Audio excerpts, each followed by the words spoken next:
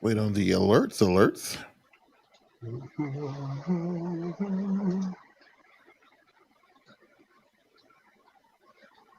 Well, I didn't trust you. where's she? Oh, there we go. There you go. There's the Facebook. All right. And let's see. YouTube.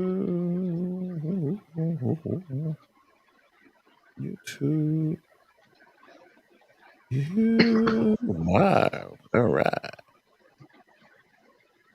Okay. All right. So let's try. I need to arm the recorder. Glad I thought about that. Let's see. Arm the recorder. Yeah. All right. We got somebody in the chat. Let's go ahead and start the recorder. Bam. And I got a new.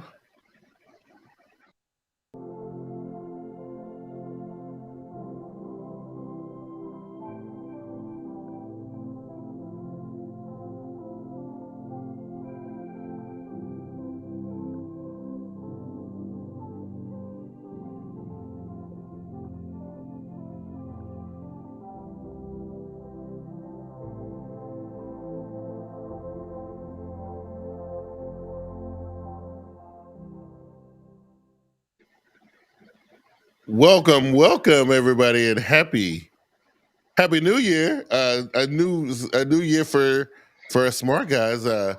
This should be pretty dope. Me and Kim have been doing this thing right here for a hot minute. We were just trying to figure out what season we was in. I think it was season 5. We're just season 5. Yeah, we're gonna do season 5. Season 6, right there. We've been doing this since 2015, ladies and gentlemen. And thanks to people who been rocking with us for a long time like that, we definitely appreciate it. Anyway, I'm your boy, Smart Guy, Big Q, and I'm joined by the homie. The homie Keon X, and the lighting is bad because I took down my overhead light, and I had to grab that on the next show. Okay. So we got that mood lighting. Nice. Well, hey, listen, I got a little something. I just want to throw this back to the audience real quick because I thought it was kind of special. We talking about the new year and stuff like that. Check this out, Ken. I don't know if you remember this, and this is why I love doing this show because I feel like we on the cutting edge of everything, and we talk about things way before they come into fruition. This right here was a show that we did in April of 2017. 2017, Keon, and this is April of 2017. Think about that. Ladies and gentlemen. We were talking about foldable phones in 2017. Me and Keith Take Podcast. That is no joke. Go look it up. It's on the internet. You know what I'm saying? If you think I'm lying, go to the old YouTube channel and check it out. It's right there. Well, speaking of that, Ken, what you think about that, man? Like, it's been a while us talking about this tech, and we done seen a lot of it go from idea to drawing board to actual execution. What you think? Hey, man, the one thing I love about this is that sometimes you do things and you just doing them, and you get bored or you get stagnant or whatever. But I can say that even though I think we missed like a year or like a year and a half or so. Keep coming back to this show every week, and I love it. Love it every time we come back. I love the banter, the debates, the camaraderie, the chat squad, all of it. So, I love it. Keep it going. Yeah, it's been great. It's been really good. I was happened to be putting the show together, and I saw that I just Googled SmartGuyz Tech Podcast, and that one foldable screen came up. And I was like, yo, I remember we was talking about that back in the day. I remember the Galaxy X. Galaxy X, man. What up? General takeovers in the building. General takeovers in the house. What's happening? Hey, listen. One of the things that we said this on the last show. We said we're gonna go into 2022. We're gonna try to look to uplift the SmartGuyz Tech Podcast and embrace our smart guys and smart girls family. And what we said was going to do, Ken, was going to try to bring them on board. We was going to bring them on the show, especially certain people of the family. Certain family members who got a lot to say in that chat box, right? It's a lot of people. Oh yeah. Can't wait. Got to bring them on the hot seat, and you go ahead to talk to us face to face, and we want that same energy. We want that same energy. So come with that same energy, or don't come at all. That's what we say. So we're definitely gonna be doing that this season. We're gonna be bringing a bunch of y'all onto the show. Y'all can hang out with us. We're gonna turn this thing into a nice little party. It's been good. Ken, how's your jump off for the new year been, man? It was pretty great. I know I talked on the last show about, I got myself something. I treated myself. You did. You said that. And I just want to show it off. Let me grab it here. Was it what? It's my new baby. It's my new baby. This Sony A7 IV. Oh my God, I love this. Okay. I love this camera so much, Q. So much. It was a nice $3,000. Wow. I knew it was something like that because I saw that you was trying to get rid of some of your old stuff. I was like, well, you're making room for something. I don't know what it is. Yes, sir. Not only, but get this. It has I picked it up and I'm just like, yo, I just want to use this camera all the time. So I've been grinding. I've been setting up shoots. I've been thinking about doing YouTube again. I'm going to get my stuff back on. Yeah, man, this right here, this is the next step for me, for my business. And I love it. Wow. As far as the rest of the new year goes, I'm trying to do big things, trying to be a better person, better man, bigger man. Not size-wise, but in this new year, my financials, I'm always talking about that. I'm always talking about photography. I'm getting everything straight, getting everything pumped up, and I'm excited. I'm already making some plans, man. I'm excited for this new year. What about yourself? Me too. Same thing, man. I am want to put a little bit more effort and energy into some of the things that I've been doing. The two podcasts. I've actually been getting a lot of positive feedback and a lot of enjoyment out of doing that BQW podcast because I love talking tech and everything, but sometimes I just like to talk about that real stuff, man. And I get to unwind and take the hat off and I get to chill for a little bit. And it's been great. It's been really good to be able to kind of tackle more serious issues and speak my mind about a couple of different things. And some people and sometimes people agree and sometimes disagree, but that's what we do. That's why we have open forums like this, right? I actually opened the phone lines up on last week's biggqsworld podcast and had a nice dialogue with some people, and it was great. Had a good time. So that's something I'm looking forward to. Hopefully things in the career, I see some avenues opening up for me, but I don't want to put all my eggs in one basket.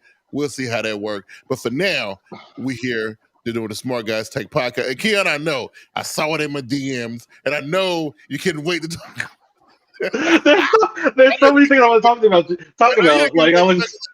I know you can't wait to talk about it, and that's why I say, you know what? Oh, listen, we got Rush and Zoe. Yeah, we got ready to do in the house tonight. So listen, I put this on the agenda first because I knew you couldn't wait to get into this because nobody really cares. Which one? There's so many things that we can talk about right now. Well, first of all, I want to put on the record that I saw your tweet about a certain phone taking good portrait photos, and I thought to myself, I should respond right now. You know what? Okay, I'm not. I'm just have it. I'm just let him have it. Let me explain myself real quick. Okay. Okay, so you've been visited my spot. You know that I have a little Samsung area toward the front of the store. Then there's the Surface Duo display right there. Then I have a big Samsung display toward the middle of the store, right? So I just happen to be going from one of my sections to the other, and a guy stopped me and asked me, he was asking me some questions about the Surface Duo. So I knew a little bit about it, so I talked to him about it, and I just happened to be picking it up, and I was showing him the cameras and stuff, and I took pictures of him and his daughter, and all I said was, "Wow, this takes a pretty decent portrait mode." That's all I said, yeah. That's all I said. But I didn't say anything. Remember, I didn't say anything. I looked at that tweet. I saw some people responding, and I was like, you know what? This is not my fight right now. I would just let that one go. Let it go. But I didn't see that. They were okay. I mean, look, if I had to rate it, listen, we know the iPhone still got the best portrait modes, right? We know that. I've seen them, right? S21 Ultra probably will come in second. This one is a real close third. It's not bad. I thought it was pretty good. That's what I'm saying. Okay, now listen. So I explain that. So listen, I know this is what you want to talk about this Apple and this money. Okay. Well, there's a couple of things that I want to talk about. But first off, I just wanted to let everybody know, because y'all were wondering, because last year we saw that Microsoft made more money than Apple. Everybody's getting a little worried out there. Don't fret. Apple is now the first $3 trillion company in the world. So don't worry about it. We're still back on top. We're still making this money. We're getting y'all money. So I would have word we. Listen to that, right? Listen to so that. don't you worry. We still here, live and in effect. What are we doing here? You know what I mean? We are collecting money, Q. That's what we doing here. So first of all, let's put this in perspective. Let's put this in perspective, okay? Now it says right here today, Apple became the world's first $3 trillion company based on market cap. Now that's what we're talking about. We're talking about market cap and the fluctuations on the Dow Jones and all that. It ain't like they sitting on, what they sitting on truckloads of cash. But First of all, I just read the headline. I did not go any deeper. You know what I'm saying? So it's saying the milestone comes after Apple's stock price rose over 40% in the last year. That I would say is impressive because of that is impressive. The situation that the world has been in for the past 2 years. For them to come out of that, to come out of it positive, right? Come on, man, that's a beautiful thing.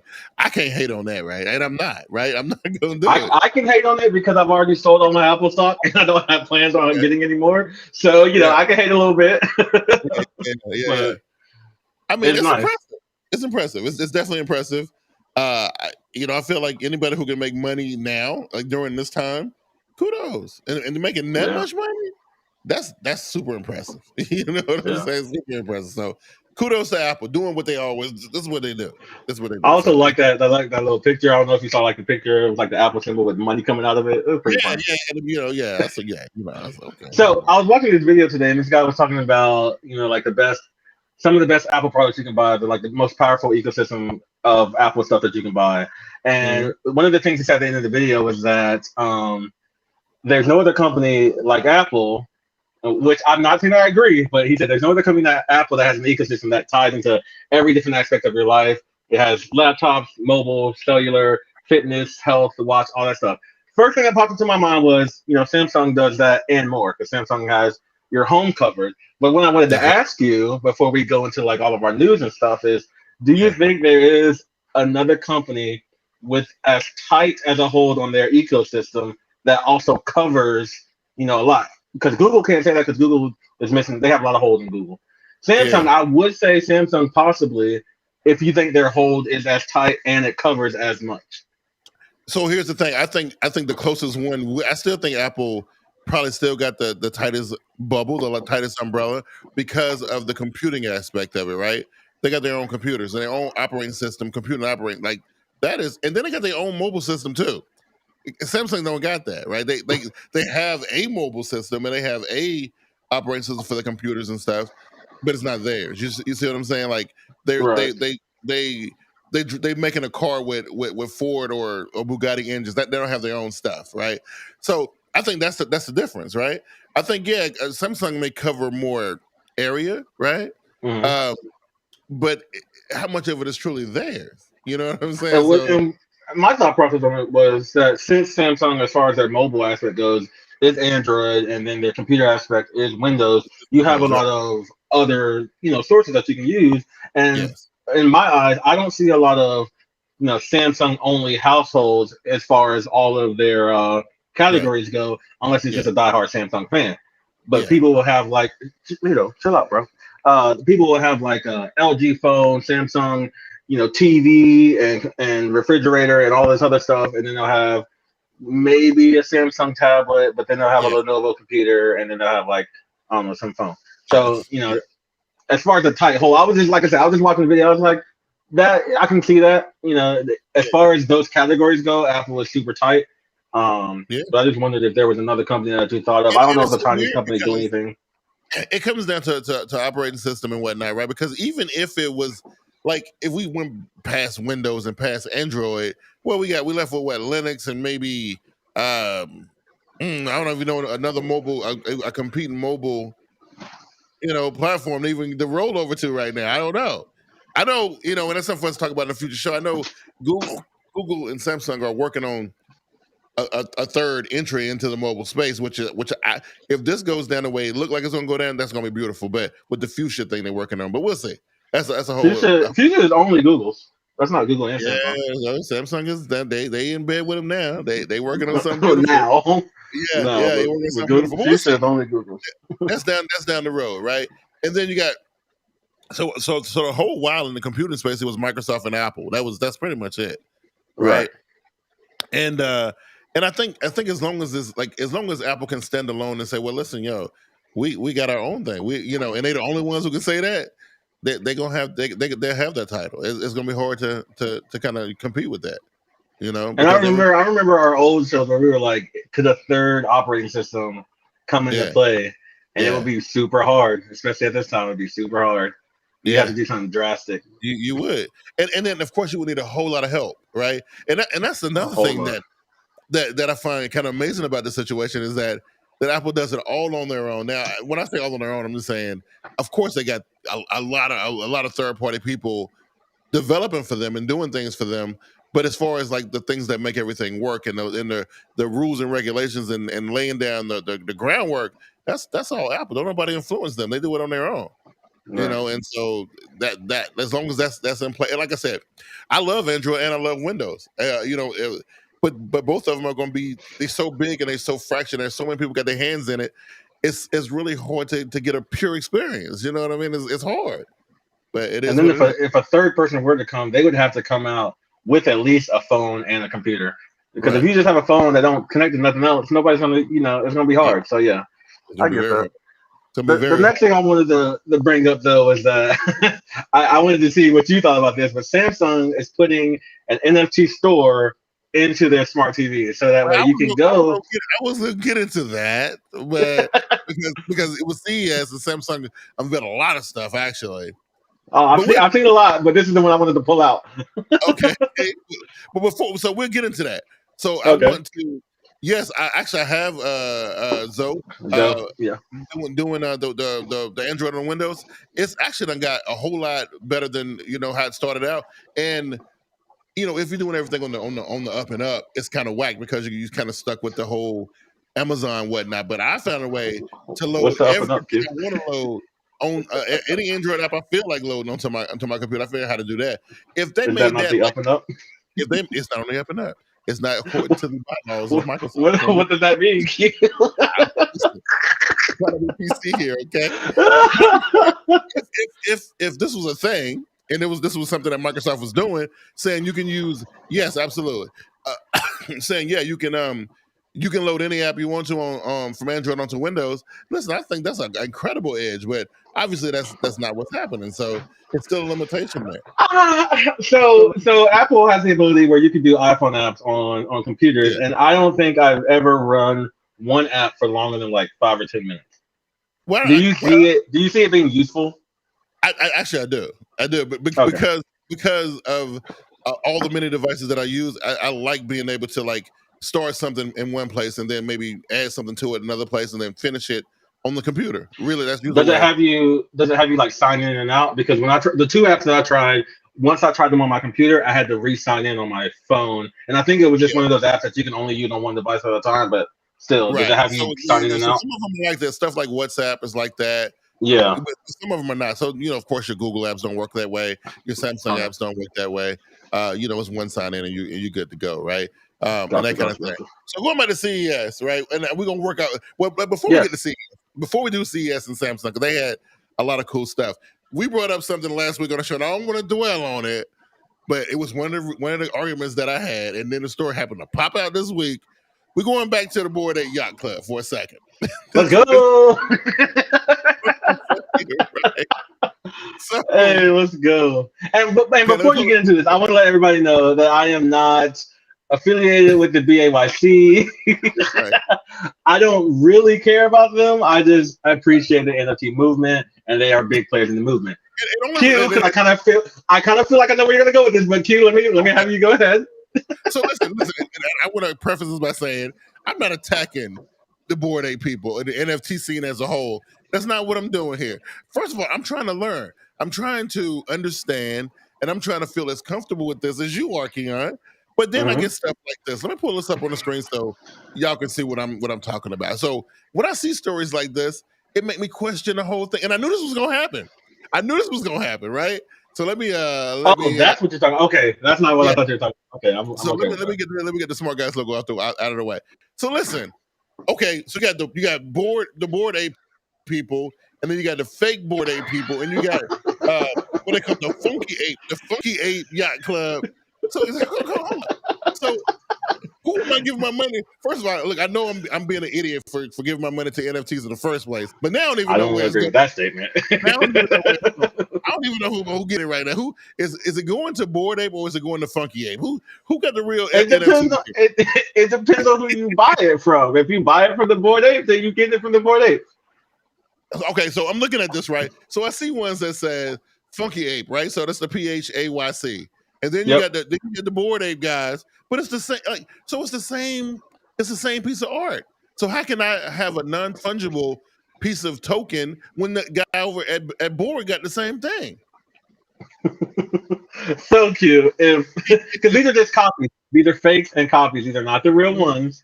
So, and if you can see, they're even faced the wrong way. So this is not the same thing. Right. I'm not selling you the same thing. Exactly.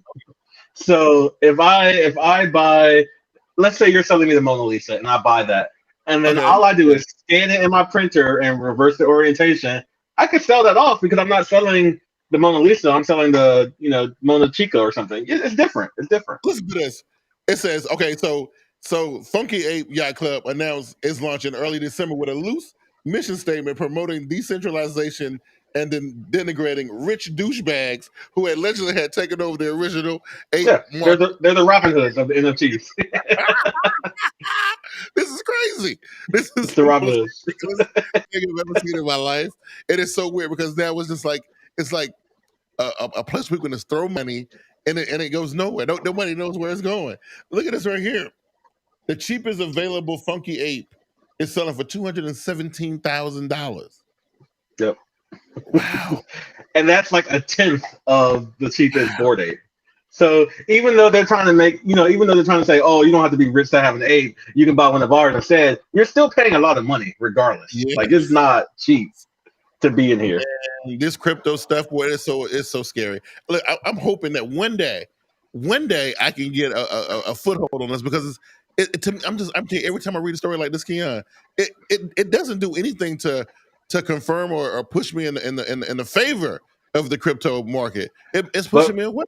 I'm scared. So, but remember, with Web3 and NFTs and all of this, there's no centralized anything. There's no centralized government. There's no centralized. So anything that they want, and this is proof of that. Some there make a reverse ape and sell it, and you can't do anything about it. So this is what happens when you say, "Hey, I don't want the government all up in my money." This is what happens.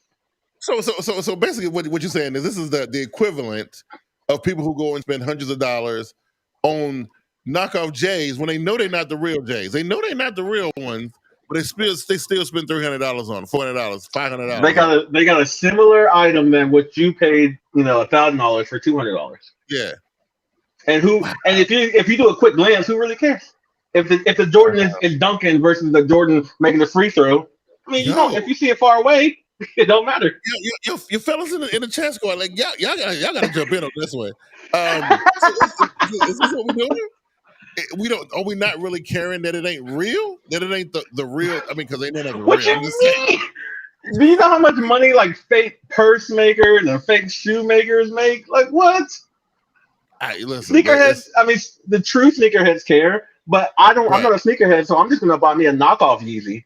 And it's fine. Right. I don't. Hey, I'm close enough. I mean, a person like me, I'm not gonna be able to tell. You show up with them joints on the what's those gray ones? The Amores, whatever they're called. I know what you're talking about. I don't know. I have no idea. And then here's the thing: you pay what $7,000 for these, and they ain't even real. And I'm looking at this board. It's looking the wrong way, so we know off the rip. Off the rip is fake. And so if you even pay more than 2 seconds, you already know it's not the real one. So there you go. That's legally that helps you out. So wow. Mark says Canal Street NFT. Man, this is nuts. This is the funniest thing is you didn't really talk about the title. The headline of this story is 2 fake Bored Ape people are arguing over which one is the real fake one. That's amazing. So I have my pass. Yeah, so who was the real fake one, right? Exactly. I just don't understand how people can just come up with something like that and just That's have amazing. demand so much money, and people just say, yeah, it's But definitely worth that. that's in tech too, because you can buy fake iPhones with like Android on them, and it'll look Oh just yeah, like an iPhone from the outside, but it'll have Android. yeah, Same thing. yeah. Same I guess. thing. I I guess love it so much. it is the nuttiest thing I've ever seen in my life. Okay, so I wanted to start with that because of course, every time I see these crypto stories, I have to talk about them because I'm not a believer. So I yeah, like that you're interested, even though you haven't really dipped your toes in yet. I like that right, you're right. just looking and trying to I'm figure curious. out, you I'm know. definitely curious. I'm So definitely curious I do like that. because whenever I see people making that kind of money, obviously it intrigues me, right? But it So just like it doesn't logically make sense up here to me. It's like and, not lining up. and the Like, answer, we got some questions in the chat. Marco's asking, so anybody can do replicas of any NFT? I mean, technically yes, because again, there's no government really saying you can't. I mean, you're mhm. not going to be able to create a one for one replica where you can't determine if it's the real one or the fake one because Well, every NFT has like strings of code. right. So the Hmm? blockchain code is what's going to prove it, right? Right. Right. So Yeah, anybody could check to make sure it's a real one. That's fine. yeah, But I mean, if you want to buy my circle and then change the color and resell it, you can. It's fine. If yeah, like if nobody who's going to tell you no? You might yeah. not sell it, so it might be purposeless, but For it's real though, fine. so they got NFTs on Facebook. I mean, we're about to talk about NFTs on Samsung, so I know, right? We get there, right? So I meant to bring the thing over here with me, but Samsung got the new TV. I remember I was bragging about when I got my M7 43 inch, not the 32. It came with a special remote control that had the solar stuff on it. Now this remote looks just like one that I have, but mine doesn't have. It can't charge from radio waves from your router. Now this right here is pretty dope. I think that's kind of cool, even though it's like super low power. That's some nice technology to kind of build from, right? When we talk about the possibility of air charge and stuff like our phones and stuff like that. This is cool. What you think about it, Keon? Like, yes, it's a very low power device. It doesn't require a whole lot of energy, but it's getting charged from the radio waves in the air. first of all, Joe said that design is horrendous. Remote control, man. Come on, y'all. What? Like, I mean, like, like a remote control is sexy to you. I kind of want to find out what remote is sexy to him too. I do. But I mean, it's tight. I like that idea. My Yeah. Apple remote dies like every couple months, and I hate it because then I have to find the cord and do all this, and it's I hate that. So I like that, and I hope they start other companies start implementing that. That is a good idea. I think it's a nice step in the right direction of trying to figure out how to charge devices without having to plug them in. We working toward portless phones and stuff. So this is a nice way I to haven't get there. plugged my iPhone in the 13 I have never plugged that one in, and the 12 Wow. it's been months since I had plugged that one in. But yeah, I've never plugged in my 13. 2021, I gushed about this, and I bought two of them. That Samsung M7 was a smash. The thing was Mm-hmm. amazing. Now they're coming out with the M8 this time. They add in everything that came with the M7, all the control, all the Apple AirPlay, all that, plus IoT stuff. So now it becomes a home hub, which is pretty damn dope, I think, right? Too bad that I bought two of them, so I won't be getting an M8 for 2022. I won't be able to get one of those. But that's dope though, right? What you think about that, Keon? I mean, I might get it, man. I love smart home stuff, and And remote, is that when I'm remote writing for years old? for my site that I work at, I work in the smart home sector, so I'm always surrounded by this stuff. And if anybody in the chat or the audio doesn't know, CES is going on this week. It is going on from January, I believe it's 5th and 6th for the consumers, but not developers, but tech and news are there early. So it's going on this week, so we should have lots of stuff to talk about over the next upcoming weeks.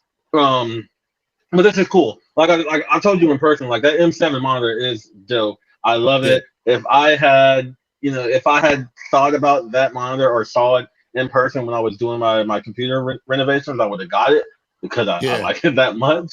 And I'm kind of debating on getting one, but M8, especially with IoT control, it's interesting. I don't like that white silver color. I'm looking at the white on it too, and I'm like, I don't know if I like the white either, but yeah. So if it comes in black, it's tempting. If it comes in black and the price is similar to the M7, that's super tempting. Yeah, but that white gotta go. Yeah, and I mean, and they just said IoT, so I don't know if that's smart thing Samsung or if that's IoT in general, meaning that they can do all the other stuff, the Alexas and the Google Nests and everybody, everybody. You know what I mean? I have no idea. So, so the M7s can do Bluetooth, they can do AirPlay, they can do, they can do all the streaming stuff. So I would be a little shocked if they only did smart things and didn't do something like Thread or Matter or something that's going to, be super useful for a lot of companies. Oh yeah. So here's the thing, Zoe. That's the thing that I found out. I would hope they would have did xCloud too, but they decided to do on the TVs. It was not on the smart monitor. They decided to do NVIDIA GeForce Now and Google Stadia. Wait, is it Stadia? I know GeForce is on there. Yeah. Is Stadia on there too? Stadia. So it's Stadia and GeForce. That's what they decided to go with. Which, honestly, I think after using all of them, I think Microsoft smashes everybody. I just do. Like I started off with GeForce because it was like one of the first ones, right? But then you had to already own the games or whatever, and if you didn't have like a Shield device, you couldn't play certain things for free. Then Stadia comes out, and it's dope because you can play it in the browser, but you definitely ain't playing nothing free with those guys. At least Microsoft say, hey, you give me, I don't know how much it costs now. Stadia has free games, but like they're what is it, AAA title games are not free. Yeah. But you have free games on Stadia. Oh, was it, Rick? I know when I was doing it, wasn't. It's like you had to buy the game. No. So like Destiny 2 is free. Okay, But like most of their free games are just like no name titles that nobody's ever heard of. Gotcha. Yeah. Because I know the Xbox is dope, man. The Xbox Game Pass is amazing, and like everything I've rented on, and I do demos on it at work all the time, and people seem to be pretty impressed with it. And they also drop gems in there, like Halo came out. It's a pretty big title, and they give it to you for, I ain't gonna say for free, but if you're a subscriber, you got it, right? It's dope. So so you pay the game, was it Game Pass you said? Yeah, Xbox Game Pass, yeah. So you pay Game Pass for like a year for like $50 or something, and then you get all the games?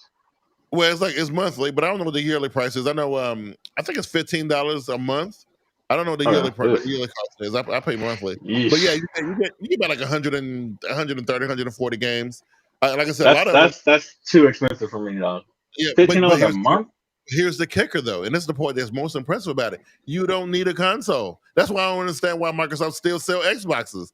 I have no idea because there are people out there like me that like a dedicated console system, even though the Xbox is like this multimedia whatever. Yeah. Also, $15 a month, that's a little more expensive. Game, I ain't gonna say every game, but a lot of games, and a lot of new games. Like I said, Halo just came out.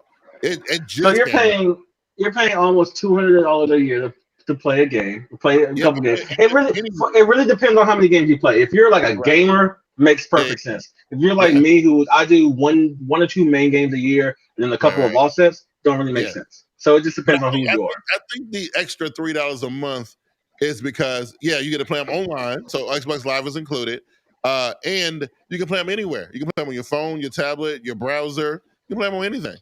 Who's so no matter what you Halo on their phone? Listen, the Xbox, they don't. We're not getting to this debate, but who's playing Halo on their phone? I mean, I'm not playing Halo on my phone, but it is what it is. That's what we were just talking about. So it was GeForce and Stadia, right? Mm-hmm. So now I'm directly from the TV, which I think is dope, right? The layout looks pretty nice too. I will give it that. It's not bad, right? Not bad at all. Why they didn't go with Microsoft though? I got a feeling Microsoft got something up the sleeve. And you know who probably gonna get the Game Pass on their TVs? It's probably gonna be Sony. But then that don't make sense though because they got PlayStation. I was gonna say Sony. I doubt Sony is gonna do Game Pass just because they got PlayStation Now. They already got the Google stuff on their TVs as well, so they'll probably put Stadia on there. The only reason I thought in the beginning was because they have Android TV built in, and that's why I automatically went there. But no, that's Stadia and PlayStation Now, definitely. Yeah. Yeah. Okay. Well, I don't know who. Well, Microsoft missed the ball on this one though.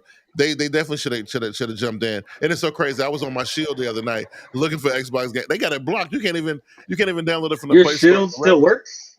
It still that works thing nice. is still going good, bro. I don't remember the last time a Shield came out. I know it has to be a couple of years now. That's why I was asking.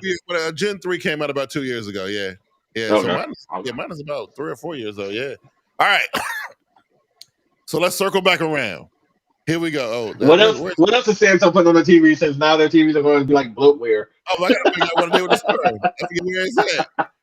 Where is that? Did I it's in your DMs. It's in your DMs. Oh, okay. Anyway, while Q's finding that, it's in your DMs. Samsung's putting NFTs, an NFT marketplace on their TVs. So while you're watching TV, while you're playing games, while you're doing whatever else you can do on Samsung TVs, you can also buy your Bored Apes on your TVs. Yeah. or your Funky Apes, since you don't have money to buy Bored Apes. Yeah. Actually, it looks like it's a full-blown NFT market. So yeah, it's a marketplace. It's a full-blown NFT market. Okay. Now I know. Okay, I'm sitting there watching the game, right? I'm watching the game. I'm watching the Hornets and the Blazers, right? I'm just watching the game. I just get a hunkering or a craving to hop on and buy a couple, LaMelo Ball NFTs, right? So I can do it right from the TV, right there. You do it, yeah. I don't know why, but yeah, you can buy it right there. Either I'm very, very slow to pick this up, or I'm missing on something huge here. Because why would Samsung? Why would they do this? Why would they put the ability to be able to buy and trade and sell NFTs directly from a TV in a TV? Why would they do it? There has to be some money. There has to be some money involved. There has to be. Because I could say, or they just want to be relevant, but I don't even know if that matters for Samsung because Samsung's relevant. That's not a question. Well, so maybe there's some money involved. Yeah. But what does it matter? I don't know. Well, if you talk to any forward-thinking person, everybody always say crypto is the future, right? And Lord have mercy. Right, I get that. Telling about how many Twitter spaces that are dedicated to NFTs that I see pop up on my timeline. Lord knows NFTs must be something there. It ain't landing with me, but it's something there though. I don't know what it is. You either got two camps. You got people saying it's the future, it's for artists, or you got people saying it's money laundering. So you just choose which one you want to think. I feel like it's somebody getting away with some free money. That's what I feel like, right? And because they got to make it make sense to the person like me. Like I feel like I'm a pretty technical guy. I feel like it ain't too much in tech that kind of goes over my head. This one right here, though, I can't grasp it, man. I just don't see the purpose, and we know me. I'm just like I like my things stable and purposeful and functional.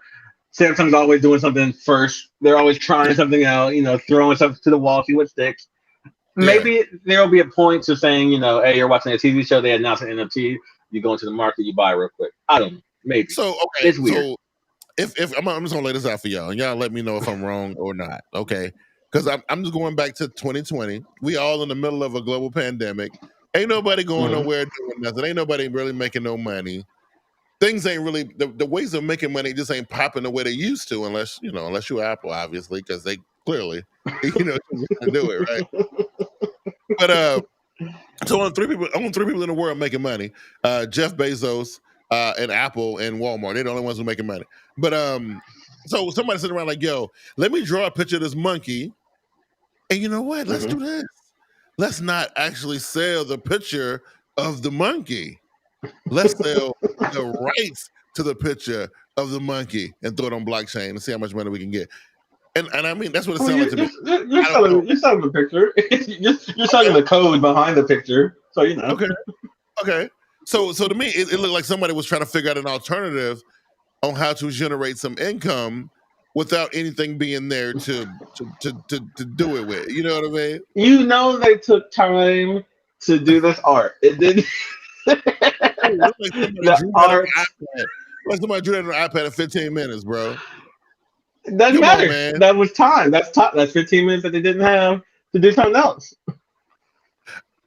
Listen, I work And then they told, right? And then they made 100 of these, quote, and then they told 100 of their friends, hey man, we can be exclusive club, the only people in the world that has this. And everybody's like, yeah, that sounds dope. And so they get into the club, and then they're just like, man, this club is dope, but maybe I want to sell my membership to somebody else for, I don't know, $1 billion. And somebody's like, yeah, I'll join the club. Boom. NFTs. It's weird. It's almost like you take something that's worthless, or I ain't gonna say worthless, but worth very little, right? Right. Value is whatever you put into it, Q. Clearly, right. So again, just to make my point, if you took the same one of those pictures of one of those Bored Apes, and you tried to do this 10 years ago, you know how many people would have looked at you and laughed and sent you up out of there? But like, you want me to do what? Collectibles have always been a thing, though. You gotta admit, collectibles have always been a thing. Only reason why it's feasible now is because of the world we live in now, right? Everything is digital. So people are willing to believe. I'm more willing to, and this is the truth, I'm more willing to spend a digital dollar than a real one. I am. Like, I don't even like to handle cash. Don't even give me no cash, right? I would rather pay with my phone. I feel like that's still cash. That's not like Bitcoin or something. Well, I'm just saying. Yeah. I'm just using it as an analogy, right? Like, so I get it. I'm saying, in the past we had Beanie Babies. In the past we had Furbies. We had Pokemon cards. And now as we evolve and as our technology evolves, you move from Beanie Babies to NFTs. Beanie Babies to Bored Apes, So but see, again, it's the same thing. Look, that now when you put it that way, it make a little bit of sense, right? But the point that don't make sense is that at least when I had the Garbage Pail Kids or the Beanie Babies or the G.I. Joe men or the Transformers or whatever people collect these days, it's tangible. Yep. I can hold it. I can feel it. I can see it. I can stack it. But we're internet based now. We're internet people now, Q. Nothing's tangible anymore. And this is what makes it very hard for me to really feel comfortable with it, right? But you can put on your Oculus Rift and then you can pretend to touch it. You pretend to grab it. You can go on your Oculus Rift in your virtual home and you can hang it up on your wall. See, here's another thing. Here's another thing, right? The only thing I feel comfortable knowing that I have numbers 7 of 150 Optimus Primes, original G1 version of it, right? So for Bored Apes, you do have that. Bored Apes, there are only 10,000 made, and each Bored Ape has a number. Like number 1, this is the only one that's gold with a hat with laser eye, whatever. This is the only one that has that. So most NFTs that are 1-to-1, you will know like which one of this series you are. So you do have that part. So that's still cool, and that's still cool. That's all right. So I guess what the disconnect comes with me is that I can take my number 7 of 150 G1 Optimus Primes to a trade show and put it on the table and show it off and let it do its thing of as far as like attracting buyers or whatever. But the only proof that I got that this guy's Bored Ape is number 622 of 10,000 is I got to go and pull a blockchain number up and make sure that everything. To me, that don't work. That don't work for me. Okay? It's the same thing. It's like when you buy it. If you're a sneakerhead and you take your shoe out to sell it to somebody, they're going to be looking at the stitching. They're going to be shining with a black light. They're going to be doing all this stuff to find out if it's real. And so you got to do that online too. You got to put the blockchain number in and check it and make sure it's authentic. That makes sense, but it's just so weird. I just know if I'm at the trade show with my number 7 of 150 G1 Optimus Primes, that ain't nobody else gonna walk in there with one. It's impossible, right? But I mean, you can come in with you can say you got this Bored Ape. You can say it. You know what I mean? Like the proof. You can go to an NFT trade show where you can show off your Bored Ape, and then somebody can come sit right next to you and show off the same ape reverse, or somebody can show the same ape with a different background color. And whoever is buying, they have to either figure out which one's real or which one they want or whatever. Right. So it's the worst number or receipt number. I guess that's your proof, right? That is your proof. Yeah, you have to check it. A little bit more comfortable that. But it just seemed like it's so easy to show up with a fake one, right? Like I'm looking at these funky ape guys, right? Like the audacity of these cats, man. They ain't even looking. Go ahead. What a lot of people don't like is that if I buy one of these type of NFTs, like the profile picture NFTs, Somebody else could just right click it and they have it. They have the same picture as I do. They don't have the blockchain, they have the picture. Right. So for all intents and purposes, they have the same thing that I have. And in real life, somebody can't do that. Somebody can't just come up to your booth with your G.I. Joe and take a picture of it, and they have a copy. Yeah. So it's a little bit different in that sense. But again, if you're looking for, I didn't know about this. Are people paying NFTs for profile pictures? That's what the Bored Ape Yacht Clubs are. They are profile pictures. That's what they originally were. People are taking them out, printing them out, putting them on t-shirts, on hats and stuff. But originally they were profile pictures. You paying $2,000 to put a picture? No, they're paying $2 million, Q. They're paying $2 million. Profile picture? Oh hell no! Oh my god! The biggest NFT projects are profile pictures. Bored Apes, the skater club guys, I forgot what they're called. All of the biggest ones that you've seen are profile pictures. Wow, he's in the same person selling fake NASCAR. This is the same one. Hey, listen, they got the same mentality. Their mentality is to make money when they can. Mentality for sure. Wow, I did not know that. So that makes it even sillier to me. And that also makes it even more of a 2021, 2022 vacuum sealed thing that would not exist in any other time period in human history. It just would. But again, they are using them for more than just profile pictures. They're using them as virtual wall art, or they're actually printing it out and putting it on like a hat. I've seen them on shirts. So you can make it more, but originally it was just 10,000 profile pictures. Profile picture. Profile picture. And this is why Josh and I was talking about on their podcast, talking about right click and everything, right? Yeah, because you can just right click and you can say that's your profile picture. And and visually it's the same thing. Right. If you're just looking around, it's the same thing. So it's still worthless, but I don't know. It's a stop playing and start creating stuff. Is it worthless? At this point, I feel like I need to. I feel like I'm missing out on a lot of money here. You know what I'm saying? Remember, you have to make it sellable. You have to make it that people want. So there is a whole message behind the Bored Ape Yacht Club. There's a whole message behind the crypto punks and all of the other ones out there. And the main message is like inclusivity and making a group out of something. But so you have to make it sellable. You can't just go and create 100 emojis and put it on the NFTs and think people are going to buy it. They're going like, why? Why should we join your thing? So that's making me think. Like, especially when I saw they added a feature. Adobe added a feature into Photoshop or Lightroom or whichever one it was, where there's an NFT creation tool in there, whatever it was. I didn't look into it, but I just happened to see that. And I was like, oh, so it's getting ready to be a lot of garbage NFTs getting ready to pop up all over the place now, right? There's already a lot of garbage NFTs. Already. Wow. So a bunch of Remember, NFTs people are creating NFTs of just colored pixels. Like somebody selling the color, what is it, 0007, whatever. Just the color red, basically. Right. So there's garbage already out there. Don't worry. Once you open the doors, garbage comes in. It does, right? So that means with all this garbage out there, just like everything else, it brings the value of the original stuff down, right?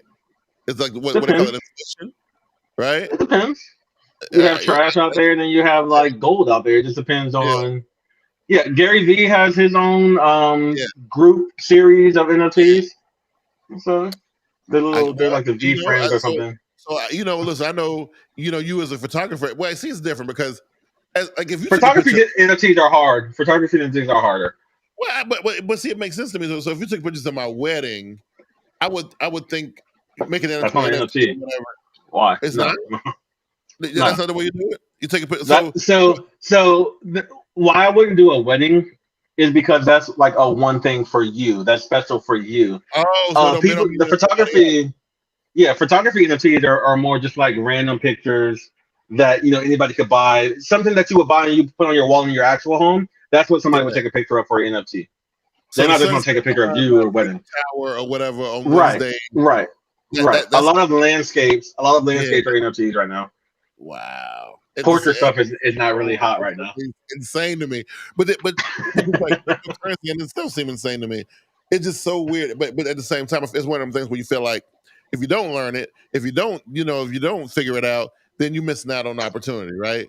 And I just thought about this. It's like you got to remember every generation has their like stopping point. Like your grandmother, she was cool with the internet, and then when she started talking about Bitcoin, she's like, "All right, I'm out." I did my time, and this is it. So eventually, we're going to get to a point. Like right now, we're still super curious about NFTs.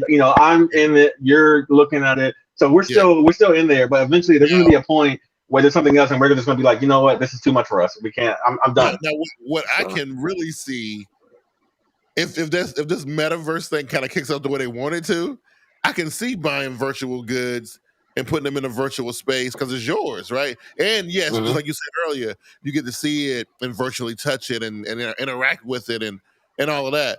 It makes a little bit more sense in that regard. So I guess these people are just ahead of the curve. They just like, well, Meta is coming. We all gonna be living in the metaverse here pretty soon. Get your stuff now, right? Exactly. You can't. So in 10 years, you're not going to be going over to your friend's house. You're going to be putting on your glasses, and then you're going to be in your virtual house together watching a movie. Yeah. You don't want to wait until then to start selling stuff. You want to buy it now. I mean, you might want to wait until then, but hey, go ahead and start now. Why not? Yeah, so I act like, look, I'm just trying to figure it out so I can get some of this money. But that's what at the end of the day, that's what it's really about. So if it looks like I'm asking a lot of questions, listen, I'm just trying to figure it out, bro. Because I missed out on a lot of stuff. Look, I missed out on the YouTube boom. I was late to the party with that stuff. The Instagram influencer crap. I couldn't get none of that money. I'm so mad about the YouTube boom. TikTok, so mad. TikTok money. I want some of this money, right? And I don't want to miss out on it. You know what I'm saying? So, I remember like the other month, I looked at my past YouTube, and I was actually like getting views. I was like, man, if I stuck with this, I would have been Mark MKBAC Jr. or something, man. You know what I mean, bro? So I don't want to miss. Look, it's because that's why I question, because it don't make sense. Just like YouTube didn't make sense to me back in the day, and I'm like, well, what the hell? How the hell are these people making all this money? And I sat there, and instead of just acting on it and trying to learn what they were doing, I was too busy being a fan and getting sucked into it and watching a lot of YouTube instead of making my own stuff. You know what I mean?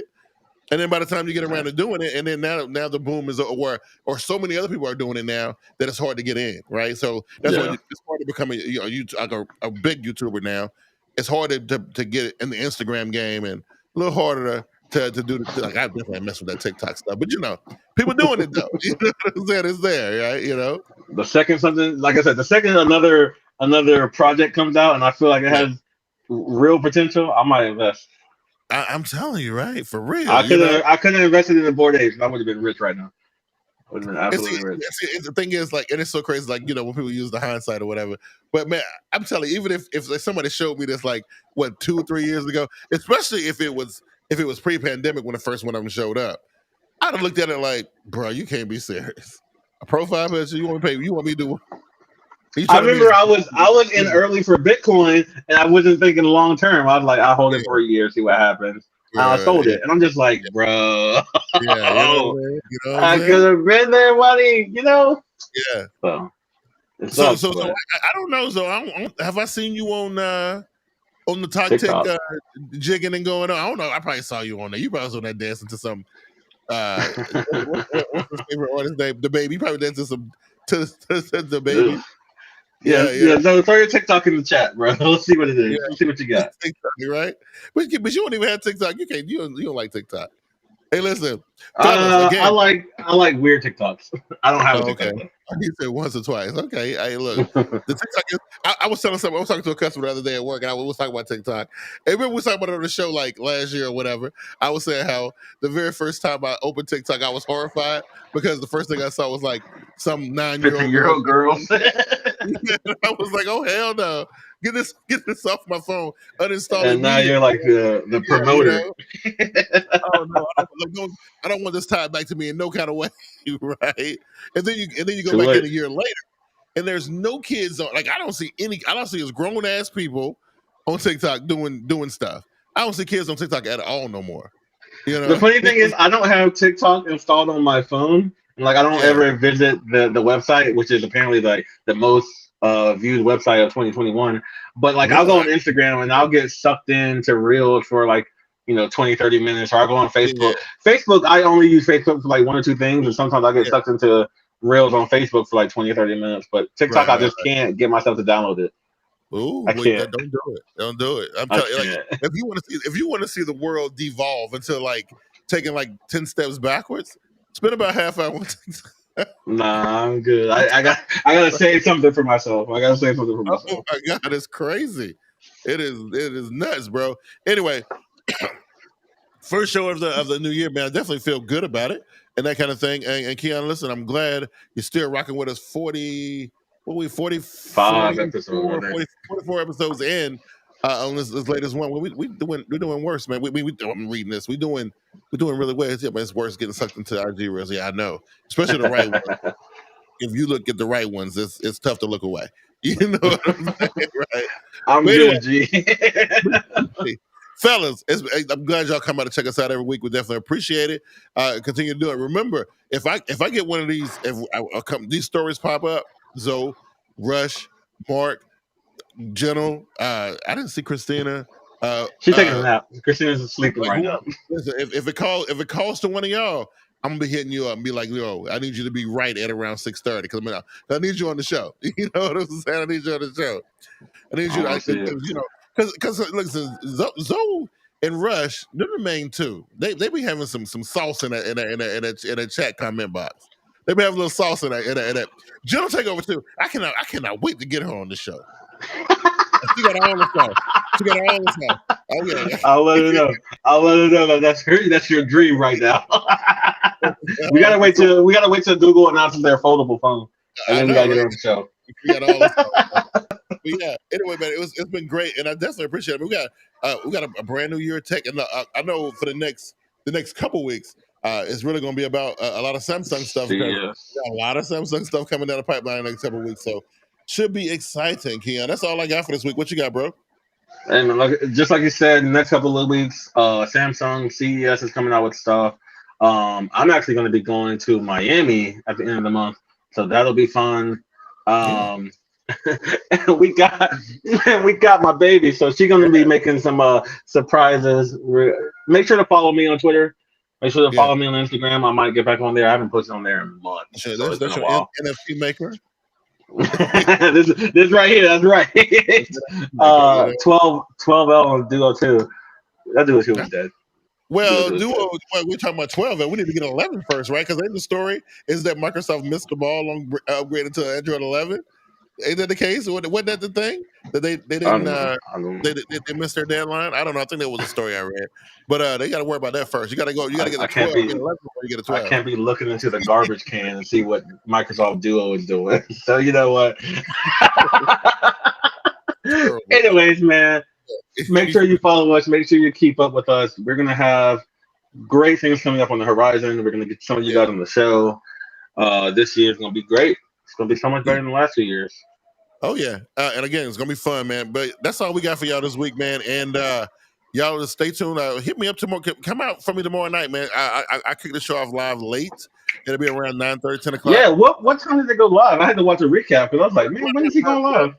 Around 9:30. I'm trying to do it late. Trying to keep it a little sexy. You know, we try to do it. Okay.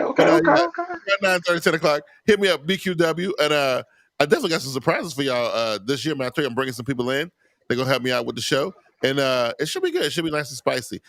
We got one of the stories that I know I can't wait to talk about is Antonio Brown. He showed out a little bit this week. We're gonna dig into his psyche. It's gonna be fun. Man, take it easy.